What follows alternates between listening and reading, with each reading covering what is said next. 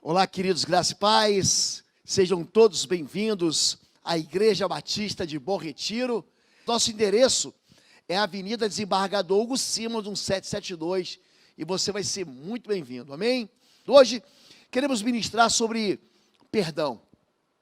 O perdão, ele anda numa via que ele tem uma direção e dois sentidos, um contrário ao outro. O perdão, ele precisa ser manifestado quando você peca contra mim e eu tenho que te perdoar, ou também ele tem que se manifestar quando eu peco contra você, ou eu peco contra Deus e eu preciso ser perdoado. E a primeira ênfase que eu quero dar hoje pela manhã é na questão da culpa. A culpa, ela é um sentimento que pode arrasar uma pessoa, pode impedir a felicidade, pode levar a pessoa para dentro de calabouços que destrói a sua alma. A culpa, ela é um sentimento de crédito ou de débito.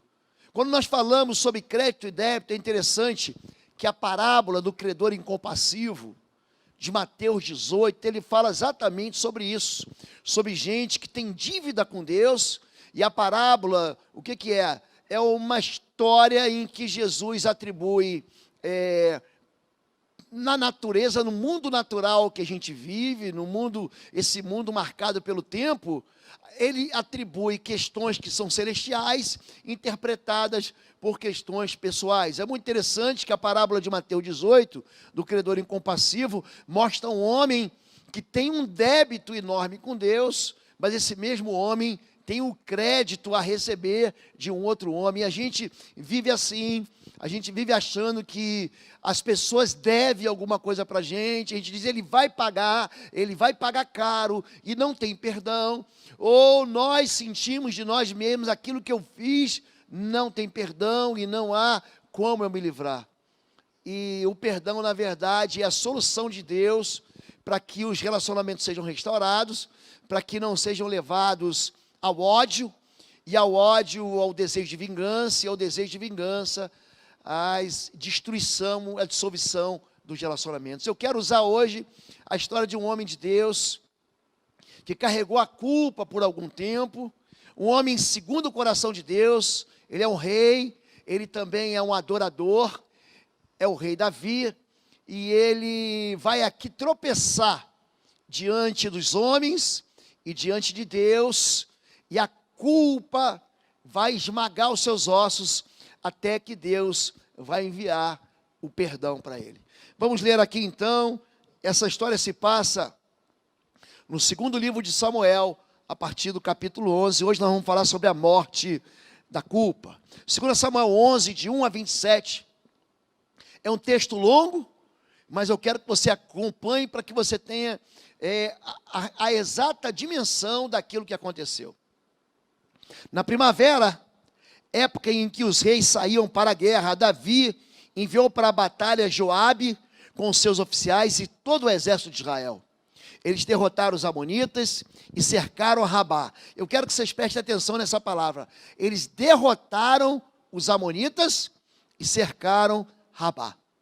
Mas Davi permaneceu em Jerusalém. Uma tarde, Davi levantou-se da cama e foi passear pelo terraço do palácio. Do terraço, viu uma mulher muito bonita tomando banho, e mandou alguém procurar saber quem era ela. Disseram-lhe, é Batseba, filha de Eliã, mulher de Urias, o hitita. Davi mandou que a trouxessem, e se deitou com ela, que havia acabado de se purificar da impureza da sua menstruação. Depois, voltou para casa, a mulher engravidou, e mandou um recado a Davi, dizendo que estava grávida. Em face disso, Davi mandou esta mensagem a Joabe: envie-me Urias, o hitita. E Joabe o enviou. Quando Urias chegou, Davi perguntou-lhe como estava Joabe e os soldados, e como estava indo a guerra. E ele disse, vai descansar um pouco em sua casa. Urias saiu do palácio, e logo lhe foi mandado um presente da parte do rei. Mas Urias dormiu na entrada do palácio, onde dormiam os guardas do seu senhor, e não foi para casa. Quando informaram a Davi que Urias não tinha ido para casa, ele perguntou: depois da viagem que você fez, por que não foi para casa? Urias respondeu: a arca dos homens de Israel e de Judá repouso em tendas. O meu senhor Joabe e os seus soldados estão acampados ao ar livre. Como poderia eu ir para casa para comer, beber e deitar-me com minha mulher? Juro por teu nome e por tua vida que não farei uma coisa dessas. Então Davi lhe disse: fique aqui mais um dia, amanhã eu o mandarei de volta. Urias ficou em Jerusalém, mas no dia seguinte Davi o convidou para comer e beber e o embriagou. À tarde, porém, Urias saiu para dormir em sua esteira, onde os guardas do seu senhor dormiam, e não foi para casa. De manhã Davi enviou uma carta a Joabe por meio de Urias. Nela escreveu: ponha Urias na linha de frente e deixe-o onde o combate estiver mais violento, para que seja ferido e morra. Como Joabe tinha cercado a cidade, colocou Urias no lugar onde sabia que os inimigos eram mais fortes. Quando os homens da cidade saíram e lutaram contra Joabe, alguns dos oficiais da guarda de Davi morreram. Alguns dos oficiais da guarda de Davi morreram, e morreu também Urias, o hitita. Joabe enviou a Davi um relatório completo da batalha, dando a seguinte instrução ao mensageiro: ao acabar de apresentar ao rei este relatório, pode ser que o rei fique muito indignado e lhe pergunte: por que vocês se aproximaram tanto da cidade para lhe combater? Não sabiam que eles atirariam flechas da muralha? Em Tebes, quem matou Abimeleque, filho de Jerubezete, não foi uma mulher que da muralha atirou-lhe uma pedra de moinho e ele morreu? Por que vocês se aproximaram tanto da muralha? Se ele perguntar isso, diga-lhe: e morreu também teu servo Urias, o hitita. O mensageiro partiu, e ao chegar contou a Davi tudo que Joabe havia lhe mandado falar, dizendo: eles nos sobrepujaram e saíram contra nós em campo aberto, mas nós os fizemos retroceder para a porta da cidade. Então os flecheiros atiraram do alto da muralha contra os teus servos e mataram alguns deles, e morreu também o teu servo Urias, o hitita. Davi mandou o mensageiro dizer a Joabe: não fique preocupado com isso, pois a espada não escolhe a quem devorar. Reforce o ataque à cidade até destruí-la. E ainda insistiu com o mensageiro que encorajasse Joabe. Quando a mulher de Urias soube que seu marido havia morrido, ela chorou por ele. Passado o luto, Davi mandou que a trouxessem para o palácio. Ela se tornou sua mulher e teve um filho dele. Mas o que Davi fez desagradou ao Senhor. Quando nós falamos de culpa e de pecado, o pecado tem uma natureza atrativa, o pecado tem uma natureza sedutora, o pecado, ele não faz você esquecer de Deus, ele não faz você abandonar Deus, o pecado faz você começar a enxergar Deus de uma forma assim, nublada. Enquanto você está perto de Deus, enquanto você está próximo de Deus, enquanto você está na presença de Deus, você não pensa em pecar, você não pensa em trair, você não pensa em enganar, você não pensa em mentir, você está na presença de Deus. Mas quando o pecado começa a parecer mais brilhante, mais cintilante, os seus olhos são atraídos para ele, Deus e a presença de Deus começa a ficar enevoada, começa a ficar debaixo de uma sombra, e você se afasta de Deus um pouquinho, de uma maneira muito sutil, caminhando a passos pequenos para longe de Deus, até que o pecado vem. Mas quando o pecado vem, ele cobra um preço alto, e você é obrigado a fazer um acordo com o pecado. Aqui, Davi olha para a moça, era tempo de guerra, ele deveria estar na guerra. São pessoas que, em vez de vir para a igreja, nos tempos em que nós podemos nos reunir para a igreja, preferem ficar em casa. São gente que se afasta, são pessoas que se afastam da obra, pessoas que se afastam da presença de Deus, que são atraídos pelo pecado. Ele olha então para essa moça, ele manda buscar a moça, se deita com ela, e você sabe o que Tiago diz. Tiago, ele diz que o pecado, tendo engravidado, gera morte, e é isso que vai acontecer.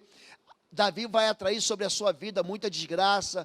É um episódio muito triste da vida desse homem de Deus, que está aqui revelado para meu e para seu exemplo. está aqui revelado para que eu e você, a gente não tropece nisso.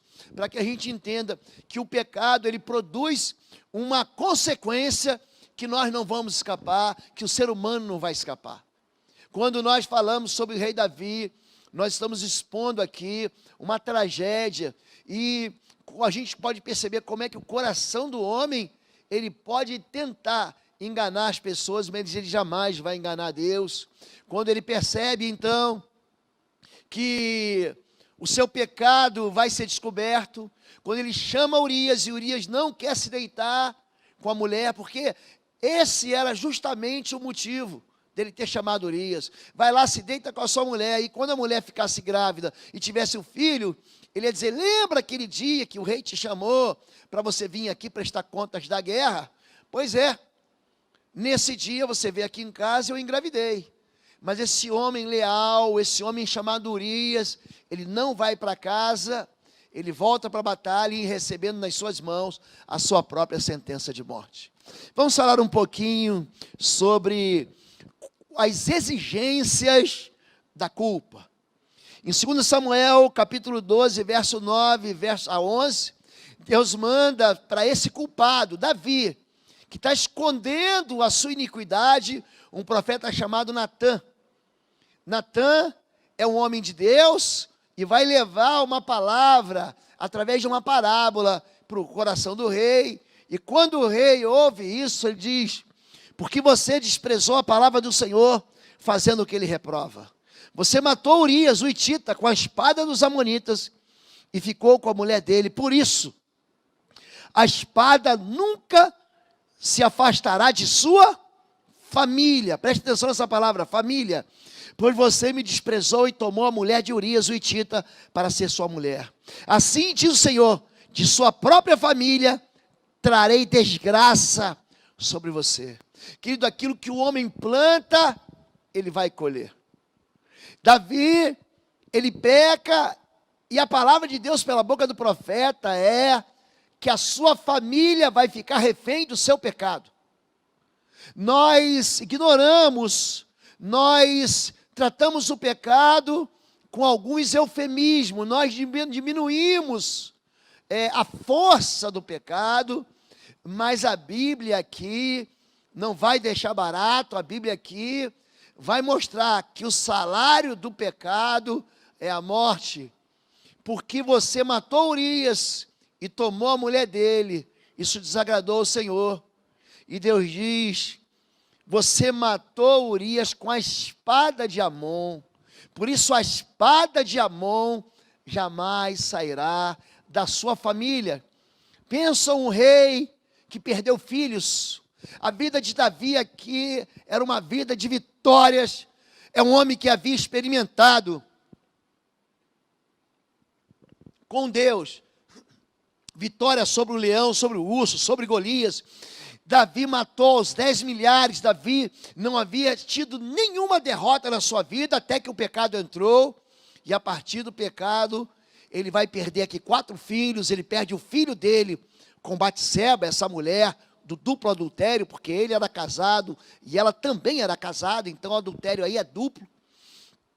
Ele perde o seu filho Aminon, assassinado por Absalão, ele perde Absalão pela espada de Joabe, ele perde Adonias pelo rei Salomão.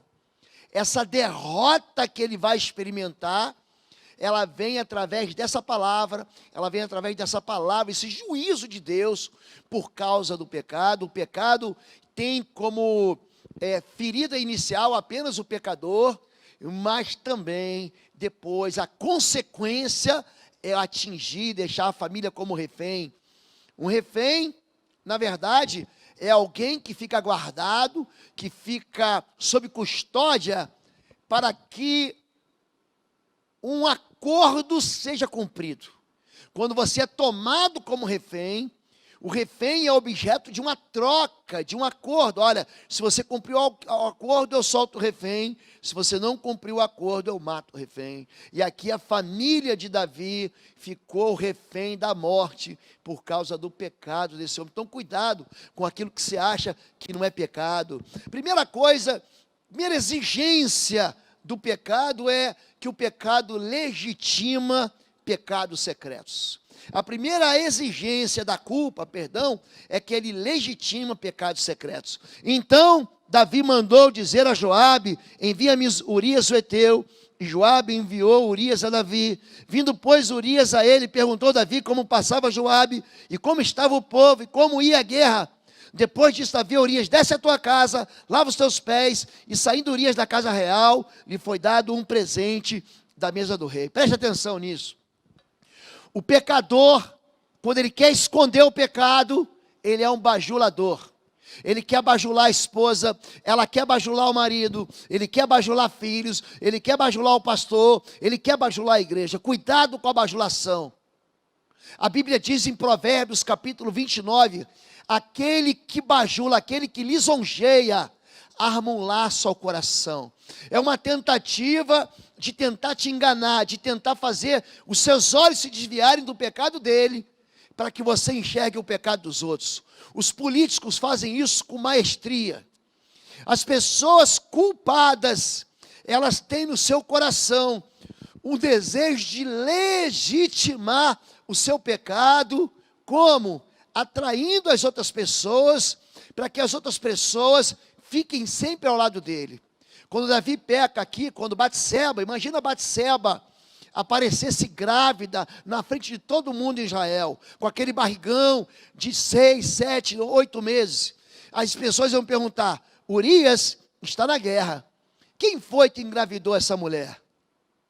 E o interessante é que a última pessoa que Israel ia pensar era que o rei, que aquela pessoa que tinha vencido tantas batalhas, seria o culpado daquela crise. Então, em segundo lugar, a culpa sacrifica amigos leais. Em nome da culpa, eu não quero saber se você é meu amigo ou não é, se você for pagar pelos meus pecados, antes você do que eu. É isso que a culpa faz. Escreveu uma carta dizendo: ponde Urias na frente da maior força da peleja, e retirai-vos de trás dele, para que seja ferido e morra, 2 Samuel 11:15. A culpa despreza o senso de lealdade, fere de morte companheiros que você guarda fielmente, ou que te guardam fielmente, e destrói todos os que são obstáculos aos seus intentos pessoais de esconder o pecado. A pessoa vem e levanta uma dúvida, levanta uma acusação, confronta você, em vez de você dizer: fui eu. Você quer acabar, esganar e destruir aquela vida. A palavra diz: aquele que não deve, a palavra de Deus não, tem um ditado que diz: aquele que não deve não teme, mas o culpado teme. É por isso que gente culpada não vem à igreja. É que gente culpada se mantém afastado de Deus, se mantém afastado da comunhão. Vai que Deus levanta um profeta na igreja, e aí ele levanta e me acusa do pecado. Preste atenção, querido, Deus não acusa ninguém de pecado. Quem acusa você de pecado é o teu próprio coração e o diabo. Ele é o acusador. O que Deus quer é trazer você de volta. O que Deus quer é que você confesse o pecado e você volte para Ele, não se mantenha afastado. Então cuidado, porque o pecado, ele sacrifica amigos leais. Tem gente que sai da igreja acusando o pastor, mas o pecado é dele, a amargura é dele, a iniquidade é dele. Tem gente que sai da célula, que sai da igreja acusando o líder, acusando os irmãos, mas ele sabe que o coração dele acusa ele, e é por isso que ele fica refém da culpa. Em terceiro lugar, a culpa esquematiza planos de transferência de culpa. E sucedeu que pela manhã, Davi escreveu uma carta a Joabe e mandou-lhe por mão de Urias, escreveu a carta dizendo: ponde Urias na maior frente da maior força de peleja e retirai-vos de trás dele, para que seja ferido e morra. A transferência da culpa é normal e é natural do homem pecador desde o Éden. A culpa foi da mulher, a culpa foi da serpente, a culpa foi do outro, a culpa foi dessa mulher. Por que essa mulher aí, essa mulher com essa pomba gira, ficou tomando banho nua na frente da minha casa? A culpa é desse Urias aí. Por que ele estava na guerra em vez de estar aqui cuidando da esposa dele? Então, a culpa, ela planeja, ela esquematiza um plano muito sórdido de transferir a minha culpa para os outros. Número 4, a culpa retira a lucidez espiritual. Aconteceu, pois, que, tendo Joabe observado bem a cidade, pôs Urias num lugar onde sabia que havia homens valentes. E saindo os homens da cidade, pelejando com Joabe, caíram alguns do povo, dos servos de Davi, e morreu também Urias o heteu. Presta atenção. Para que Joabe cumprisse a ordem do rei, ele não matou só Urias, ele matou os servos, os soldados. Ele manda uma força de combate, ele sabe que ali há um lugar de morte, ele sabe que ali é um lugar onde a peleja é mais forte. Ele envia Joabe com alguns outros homens e eles morrem. A pessoa culpada, ela não consegue enxergar a desgraça que ela fez. A pessoa culpada, ela fica cega. Aliás, já que estamos falando de lutas contra Amon, eu não sei se você sabe disso, uma das crueldades que os amonitas faziam quando eles entravam na cidade era arrancar o olho direito de todos os homens. Eles arrancavam os olhos, especialmente o olho direito, para quê? Para que os homens perdessem o que a gente chama de linha divisada da flechada. Quando você pega a flecha, quando você entesa o arco para lançar a flecha, você fecha o olho esquerdo e abre o direito para você mirar. Ele arranca o olho direito para que você não possa mais enxergar, que você perca a mira. É isso que a culpa faz. A culpa faz com que você não enxergue a bobagem que você está fazendo, a loucura que você está fazendo. Número 5, a culpa aceita grandes perdas com alegria. Morreu teu servo Urias, então vamos dar uma festa. E morreu também Urias o heteu. Então enviou Joabe e fez saber a Davi todo o sucesso daquela peleja. Que sucesso! Que sucesso! Eu li no primeiro texto que nós abrimos na primeira lâmina que Israel estava vencendo os amonitas, cercaram eles numa cidade, eles estavam no meio da vitória. Preste atenção, o pecado acontece depois que você tem grandes vitórias. Quando você fala assim, agora que eu tive essa vitória, eu posso pecar. Agora que esse domingo foi maravilhoso, segunda-feira eu posso pecar. Preste atenção nisso. A culpa aceita grandes perdas com alegria.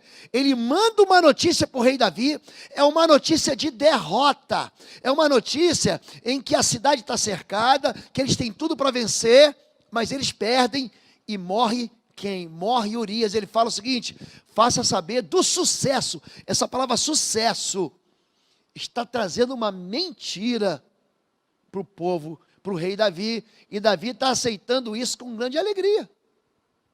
Número 6, disfarça a mentira com a verdade. Essa aqui é muito cruel. E foi o mensageiro, e entrou, e fez saber a Davi tudo que Joabe o enviara a dizer. E disse o mensageiro a Davi, na verdade, que mais poderosos foram aqueles homens do que nós, e saíram a nós a campo, porém nós fomos contra eles e até a entrada da porta. Isso é mentira. Aqueles homens não eram mais poderosos, aqueles homens estavam cercados. A mentira, olha o que eu vou dizer, o culpado é o mentiroso. Aliás, no nosso sistema judicial, uma pessoa que é o réu da justiça, ele pode mentir. A lei diz que ele pode mentir. O culpado é um mentiroso. E quando ele conta a história, ele diz, eu juro por Deus, eu juro pela minha mãe mortinha, descabelada debaixo de um trem. O juramento, ele aponta para uma mentira. Jesus diz, não jureis nem pelo céu, nem pela terra, antes seja a vossa palavra, sim, sim, não, não. Por que uma pessoa tem que falar assim, eu juro? Ele jura porque a palavra dele não tem consistência. O juramento é você trazer Deus para autenticar uma palavra que você dá. Agora, se a tua palavra não tem confiança, você jura por Deus, você jura pela Bíblia, você jura até pela tua mãe morta. Mas por quê? Porque as pessoas não acreditam no que você diz. E é por isso que o culpado é mentiroso. Ele fala, na verdade, ele está tentando consignar a mentira com a verdade. A culpa, além de disfarçar a mentira com a verdade, interpreta o mal como bem. Preste atenção nisso. Então os flecheiros atiraram contra os teus servos desde o alto muro, e morreram alguns dos servos do rei, e também morreu o teu servo Urias o heteu. E disse Davi aos mensageiros: assim dirás a Joabe: não te pareça isto mal aos teus olhos, pois a espada tanto consome este como aquele. Esforça a tua peleja contra a cidade, e a derrota esforça-o tu assim. Não te pareça isto mal aos teus olhos. Ele está dizendo: morreram alguns, nós cercamos a cidade, morreram os servos do rei, e morreu o teu servo Urias. Ele fala assim: não, isso não é problema. O culpado, ele interpreta o mal como bem. Morreu o teu servo Urias, glória a Deus.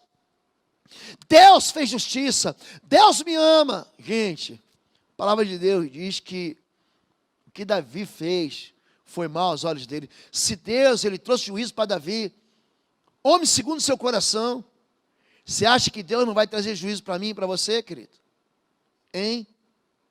A culpa, ela pede para a gente fazer acertos, acertando contas com a culpa. Preste atenção nas consequências. Aqui eu dei 7 passos de 7 exigências que a culpa faz, mas agora é hora de acertar contas com a culpa. Número 1, a culpa nos torna refém da própria insensatez. Agora, pois, não se apartará a espada jamais da tua casa, porque me desprezaste, tomaste a mulher de Urias, o heteu, para ser tua mulher. Assim diz o Senhor: eis que suscitarei a tua casa o mal sobre ti. Em Mateus, capítulo 26, a Bíblia diz o seguinte, querido: aquele que vive pela espada morrerá. Pedro pega a espada e taca na cabeça de um servo, taca na cabeça de Malco. Ele erra a mira e arranca a orelha do bicho, corta a orelha do menino. Jesus diz: não faça isso. Aquele que vive pela espada, a espada viverá. O culpado, ele vai se tornar refém dessa insensatez pelo resto da vida, a não ser que ele encontre o perdão do Senhor Jesus. É gente que pecou lá atrás, é gente que foi culpado da morte de alguém, foi culpado da deslealdade, foi culpado da mentira, foi culpado de um roubo e fala assim: como é que foi que eu fiz isso? E é gente que diz assim: eu jamais vou conseguir perdão. É alguém que tem uma dívida com Deus, é alguém que tem uma dívida com uma pessoa e que olha para si mesmo e diz: eu sou refém. Número 2, a culpa pune a estupidez dos cúmplices. Eu vou falar uma coisa para você.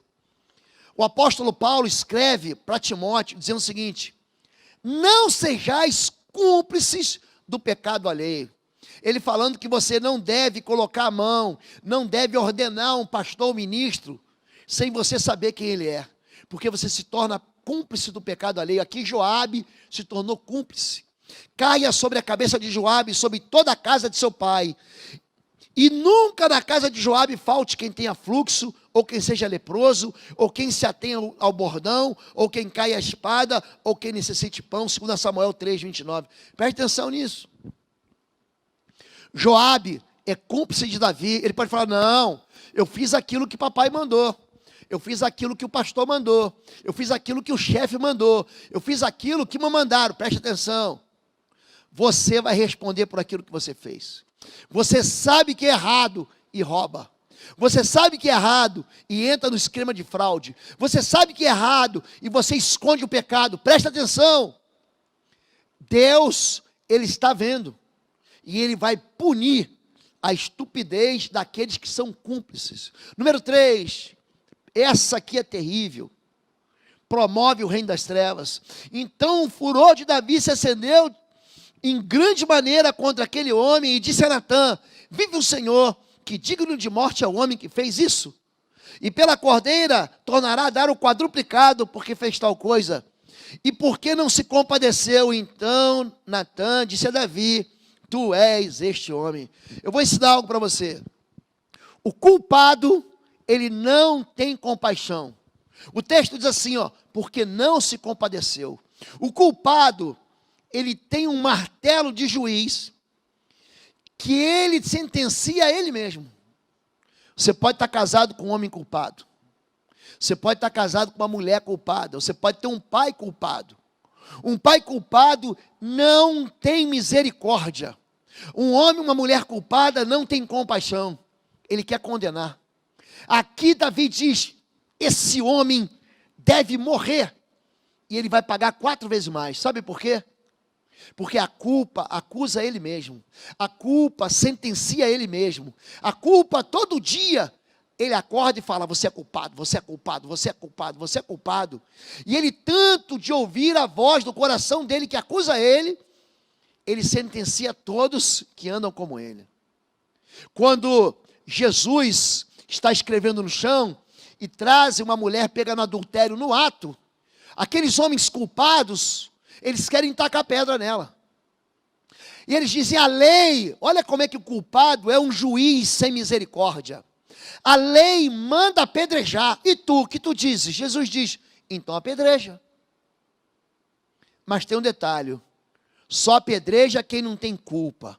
Aquele que não tem culpa, aquele que não tem pecado, pode atirar a primeira pedra. E os culpados largam a pedra e vão embora. Então preste atenção nisso. O culpado, ele promove o reino das trevas, porque o reino das trevas funciona com acusações. O diabo é um acusador. E o culpado, ele senta ao lado de Satanás para acusar todo mundo e para sentenciar todo mundo. O culpado, escute isso, não tem compaixão, não tem misericórdia, ele não se compadece. Número 4, o culpado é carrasco nas mãos da injustiça. Todavia, porquanto com este feito deste lugar sobremaneira que os inimigos do Senhor blasfemem, também o filho que te nasceu certamente morrerá. Um capítulo depois, no primeiro capítulo ele foi lá, teve uma noitada com Batseba, foi uma delícia. Aí a camisinha estourou. Aí a regra estava errada. Aí a moça engravidou. Depois daquele prazer imediato, ele vai experimentar uma gravidez indesejada. Ele vai tentar trazer um homem para atribuir culpa a ele. O homem diz não, ele sai ileso da história, mas morre. E a partir dali, a morte entra na vida dele. Olha para mim, querido. O espírito de morte é convidado. As coisas morrem na sua vida, porque você convida o espírito de morte. Aqui, Davi, ele se torna carrasco nas mãos da injustiça. Exige o pagamento pelo preço do pecado. O derramamento de sangue é um pacto que cobra caro. Você vai lá, faz um aborto. Você vai lá, paga um aborto. Você vai lá, incentiva um aborto. Você vai lá e mata com requinte de crueldade, e mata, e sabe que matou. Você está pensando que o espírito de morte não visita? Visita. Isso é uma porta, isso é uma fissura. A Bíblia chama isso de brecha, para que Satanás entre na sua vida.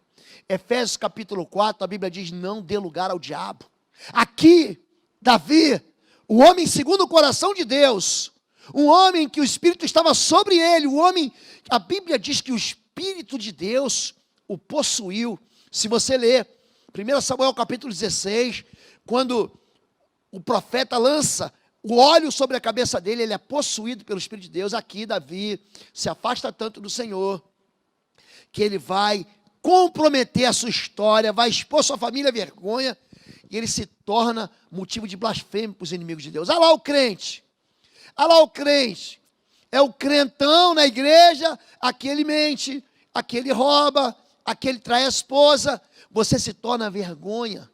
Aqui ela trai o marido, é um crente de meia tigela, ali ele dando um mau exemplo, você dá exemplo, a culpa, ela é capaz de comprometer o nome do Senhor, é isso. Número 5, quem recorre à espada, recebe a espada. A Urias o Heteu feriste a espada, e a sua mulher tomaste por tua mulher. A ele mataste com a espada dos filhos de Amon. Agora, pois, não se apartará a espada jamais da sua casa. da sua família. É gente que experimenta a morte. É gente que experimenta a morte na sua família. É gente que chora. Gente, a culpa, ela é muito cruel. E esse sentimento de culpa, ele faz com que a pessoa esconda o seu pecado e atraia a espada. Então, como é que você se livra para a gente encerrar? Eu vou dar 4 caminhos para você que está ouvindo essa mensagem, para você que se sente culpado por algo que você fez, por algo que você decepcionou a você mesmo, por algo que você tropeçou. Preste atenção nisso. Você que se sente culpado. Número 1, você precisa ter consciência da culpa. Lava-me de toda a minha culpa e purifica-me do meu pecado. Salmo 51, Davi, ele canta uma canção. O Salmo 51 é um salmo do assassino, mas é o salmo do assassino que pede perdão. Salmo 51 é o salmo do adúltero, mas é o salmo do adúltero que pede perdão. Lava-me de toda a minha culpa e purifica-me do meu pecado. 1 João, capítulo 1, verso 9, diz que Jesus é fiel e justo para nos perdoar os pecados e nos purificar de toda injustiça. A primeira coisa é você dizer assim, ó, eu tenho consciência, eu sei do que eu fiz, e eu sei que aquilo que eu fiz é pecado. Isso chama-se consciência do pecado. Número 2, segundo passo, para se livrar das consequências da culpa ou da espada de Amon, não isolar-se fugindo de encarar o pecado. A primeira coisa que o culpado faz é fugir de Deus, se desviar, fugir da igreja. E aqui nós estamos falando de assassinato e adultério, e aí as pessoas podem pensar, não, isso é só para quem cometeu pecados cabeludos. Não é não. A amargura, querido, a amargura gera pecado.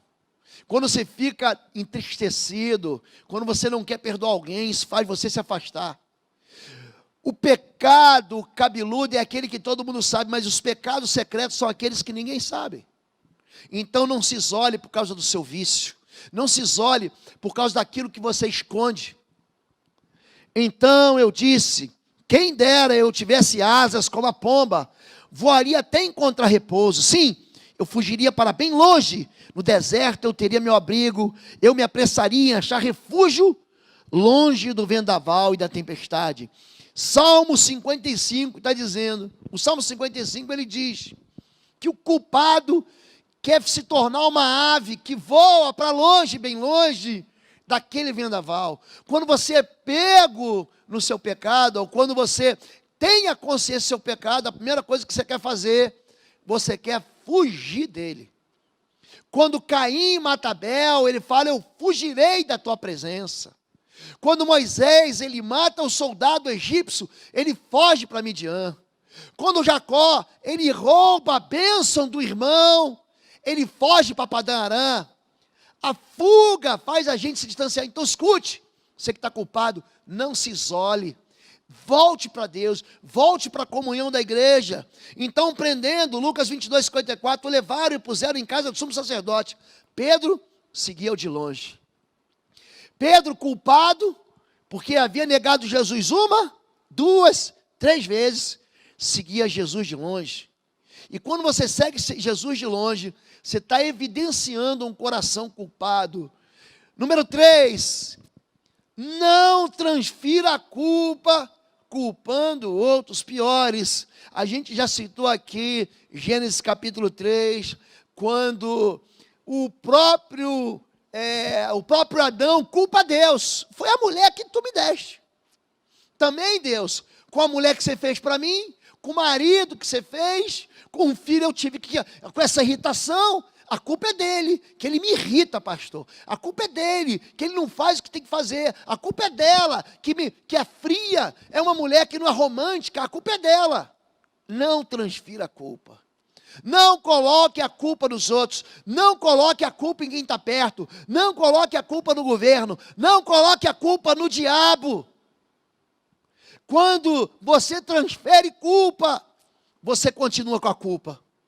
Pensa algo que funciona como um elástico, você joga para o outro e cai na tua vida. É um bumerangue. A transferência da culpa não resolve o seu problema. E o que vai saciar o desejo de justiça é a confissão. Para a gente encerrar. Porque eu conheço as minhas transgressões. Meu pecado está diante de mim, eu sei o que eu fiz. Quando você pecar, não use nenhum eufemismo. Conte a verdade. Conte a verdade. Se você roubou, diga, eu roubei. E devolva o dinheiro que você roubou. Pastor, eu já gastei tudo e não tenho como resolver mais isso. Então não roube mais e trabalhe para abençoar. Se você adulterou, diga para Deus o que você fez. Se você matou, diga para Deus o que você fez. Se você enganou, se você fez algo terrível, se você foi capaz de matar animal num terreiro, se você foi capaz de se envolver, se lamear, se sujar num pecado terrível que está aí na sua consciência, conte para Deus. Pastor, eu preciso contar para todo mundo. A Bíblia diz o seguinte, nós já vamos ler aqui o Salmo 32. Confessarei ao Senhor meu pecado, Ele retirará a minha culpa. Você deve confessar para Deus. Se isso não resolver, procura um pastor. A Bíblia diz, chame os pastores. Confessai uns aos outros as vossas culpas para que sareis. Existem culpas que só vão sair da sua vida se alguém orar por você. Agora, não sai contando para todo mundo, para a pessoa mais linguaruda da sua igreja, da sua célula. Não faça isso. Os pastores são orientados, pelo menos na nossa igreja, para que os assuntos do gabinete não saiam do gabinete. Você estará seguro, protegido.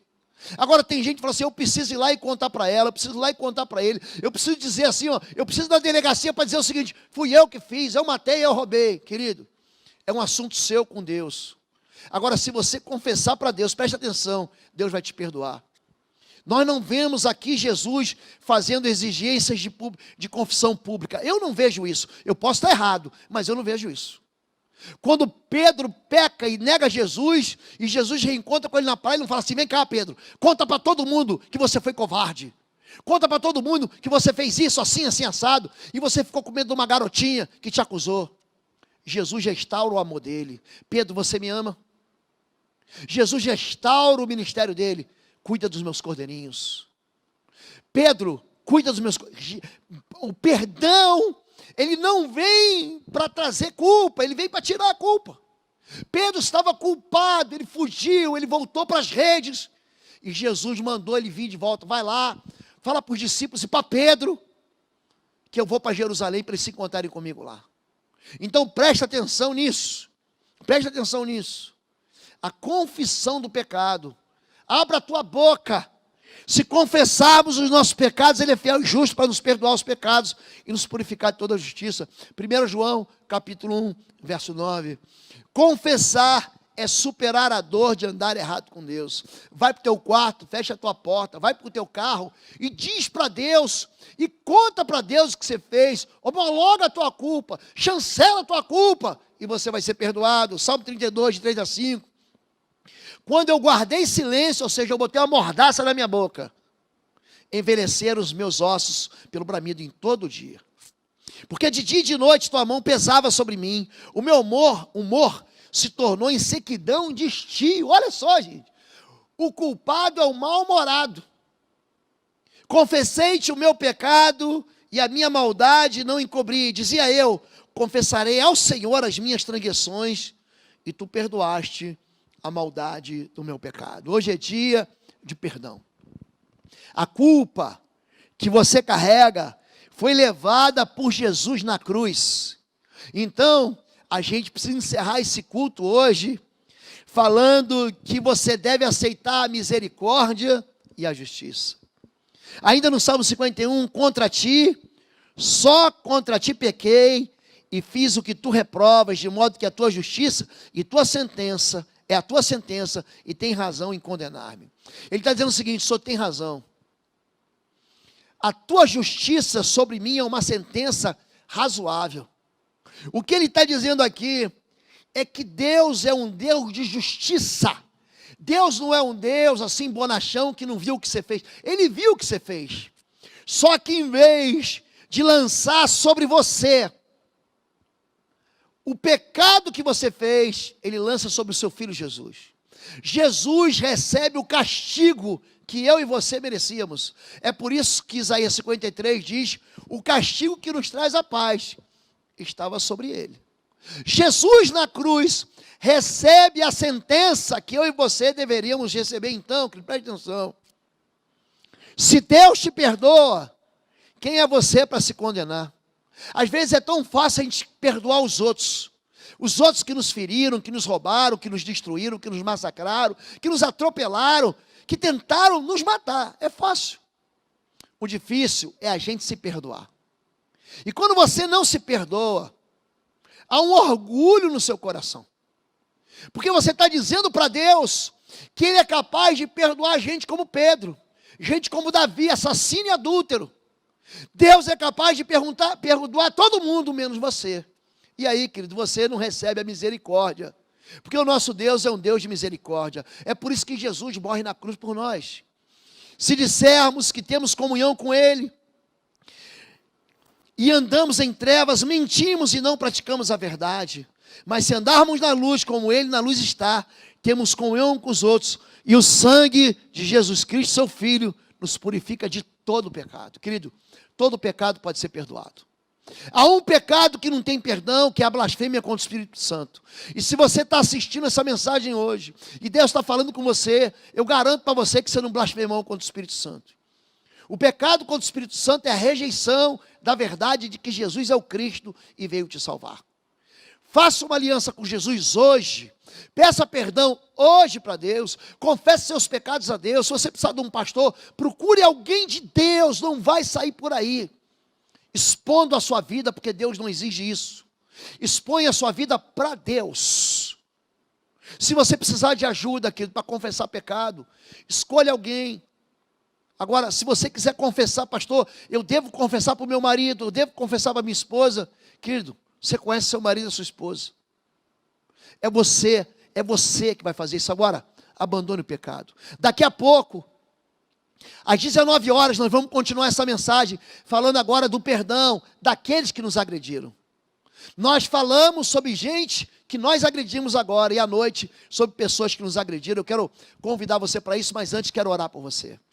Eu quero orar pela tua vida e te abençoar em nome de Jesus. Pai querido, todos nós, todos os homens, toda a espécie humana, todos aqueles que experimentam viver a vida como seres humanos, pecam diante do Senhor e pecam diante dos homens. Todos nós carregamos culpa. A culpa é um sinal de alerta. A culpa é a consciência que nós nos desviamos do traçado que o Senhor nos deu. Homens e mulheres hoje, ouvindo essa mensagem, culpados, serão aliviados dos seus pecados, porque eu quero lançar sobre eles o sangue da cruz. Queremos confessar diante do Senhor os nossos desvios, nossos enganos, nossas seduções, nossa lascívia, nossos pensamentos alterados, nosso ódio, nossa violência de palavras, nossa violência de atitudes, nossas loucuras, nossos vícios, às vezes que nos perdemos, às vezes que nos desviamos, às vezes que pecamos contra aqueles que nós amamos e devíamos amar, pecamos contra os nossos filhos, pecamos contra os nossos cônjuges, pecamos contra os nossos pais, nós desonramos as pessoas, nós desonramos ao Senhor, nós blasfemamos o Teu nome, nós lançamos palavras malignas e palavras duras, nós nos desviamos da Tua palavra, nós quebramos a Tua palavra, a Tua lei eterna. Pai, eu quero confessar em nome de Jesus os nossos pecados e o pecado do Teu povo, e pedir uma cobertura, Pai, do sangue do Senhor Jesus, que nos purifica desses pecados. Nós não traduzimos o pecado por nenhum outro nome. Pecado é pecado. Nós temos consciência do pecado e queremos pedir porque nós nos isolamos, nós nos afastamos e nós escolhemos viver à margem da igreja, culpando a própria igreja, culpando homens e mulheres da igreja, quando o pecado sempre esteve no nosso coração. Queremos te pedir perdão hoje, em nome de Jesus, Deus. Amém, Amém, amém. Você pode dizer amém comigo aí na sua casa? E eu quero dar para você alguns conselhos. Número 1, faça uma aliança com Jesus. É muito simples. Confesse o nome dele como seu Deus e Salvador. Número 2, procure uma igreja próxima da sua casa. Nós temos recebido membros virtuais da nossa igreja Batista de Bom Retiro, mas eu quero convidar você que mora em Curitiba, está sem igreja, para que fique conosco aqui, para que venha congregar com a gente, em nome de Jesus. Se você não foi batizado, você precisa ser batizado. Você precisa ser batizado. Você precisa se encontrar, reencontrar com Deus, fazer uma aliança com Ele. Amém? Deus abençoe a todos. Não se esqueça de curtir o nosso canal. Não se esqueça de multiplicar. Nós estamos no canal Oswaldo Lobo, no canal IBBR. Multiplica essa mensagem para que gente culpada seja perdoada, para que gente mal-humorada seja perdoada, para que gente que não tem misericórdia seja perdoada. Amém? Fica com Deus. Deus te abençoe, que o amor de Deus, nosso Pai, a graça do nosso Senhor e Salvador Jesus Cristo e as consolações do Espírito Santo de Deus seja sobre tua vida, tua casa e sobre toda a Igreja Batista de Bom Retiro, sobre toda a Igreja Batista sobre a face da terra, sobre toda a Igreja de Deus, em todo o país que nos assiste, em nome de Jesus. Amém, amém.